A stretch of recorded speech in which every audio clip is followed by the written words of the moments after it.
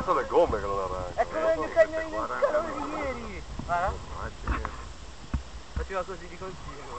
Sì, forse quella è la leggera, si vede poco di quando. Io un po' troppo